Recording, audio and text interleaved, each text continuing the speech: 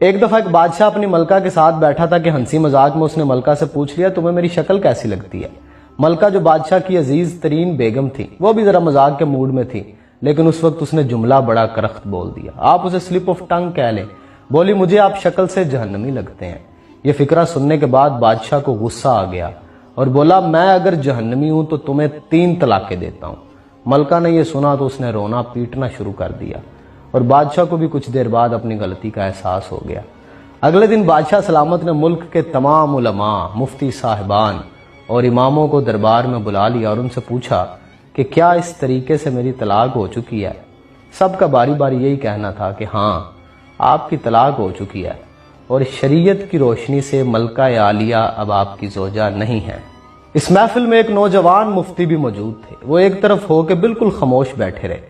بادشاہ نے ان سے بھی یہی سوال پوچھا تو انہوں نے کہا جناب یہ طلاق نہیں ہوئی کیونکہ آپ نے مشروط طور پہ کہا تھا کہ اگر میں جہنمی ہوں تو تمہیں 3 طلاقیں دیتا ہوں، اور ابھی تک یہ طے نہیں ہوا کہ آپ جہنمی ہیں کہ نہیں ہیں۔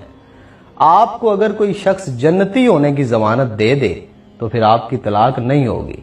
بادشاہ سلامت نے جوشیلے انداز میں پوچھا لیکن مجھے اس کی ضمانت دے گا کون؟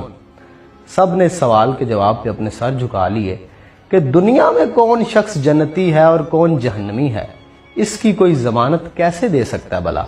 نوجوان نے جب تمام علماء کو خاموش دیکھا تو وہ بادشاہ سلامت سے مخاطب ہوا، بادشاہ سلامت میں آپ کو یہ گارنٹی دے سکتا ہوں لیکن اس کے لیے آپ سے ایک سوال پوچھوں گا، اگر آپ کا جواب ہاں ہوا تو میں یہ آپ کو ضمانت دے دوں گا۔ بادشاہ نے کہا پوچھو۔ تو نوجوان نے پوچھا کہ آپ کی زندگی میں کبھی کوئی ایسا موقع آیا تھا کہ آپ گناہ پہ قادر تھے لیکن آپ نے صرف اللہ رب العزت کے خوف سے وہ گناہ چھوڑ دیا تھا؟ بادشاہ نے کچھ دیر سوچا اور سر اٹھایا اور کہا ہاں ایک بار ایسا ہوا تھا۔ میں اپنی خوابگاہ میں داخل ہوا، وہاں ایک نوکرانی صفائی کر رہی تھی۔ وہ لڑکی بڑی خوبصورت تھی، میں بھٹک گیا۔ میں نے دروازے کو اندر سے بند کر لیا۔ میں غلط نیت سے اس لڑکی کی طرف بڑھا تو اس نے رونا پیٹنا شروع کر دیا اور وہ چلا کے بولی اے بادشاہ اللہ سے ڈرو، وہ تم سے زیادہ طاقتور ہے۔ میں نے جب یہ سنا تو میرے اوپر اللہ رب العزت کا خوف طاری ہو گیا۔ میں اگرچہ بادشاہ تھا، وہ لڑکی میرے کمرے میں تھی، میں نے دروازے کو اندر سے کنڈی لگائی ہوئی تھی اور اس وقت دنیا کی کوئی طاقت مجھے وہ برائی کرنے سے نہیں روک سکتی تھی، لیکن میں نے صرف اللہ رب العزت کے خوف سے دروازہ کھول دیا اور اس لڑکی کو جانے کی اجازت دے دی، صرف اللہ رب العزت کے خوف کی وجہ سے۔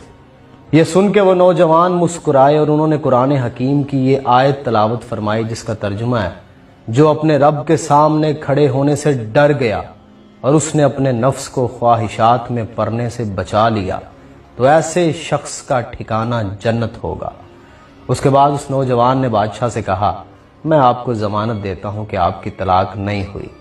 وہ نوجوان امام شافعی رحمۃ اللہ تعالی علیہ تھے۔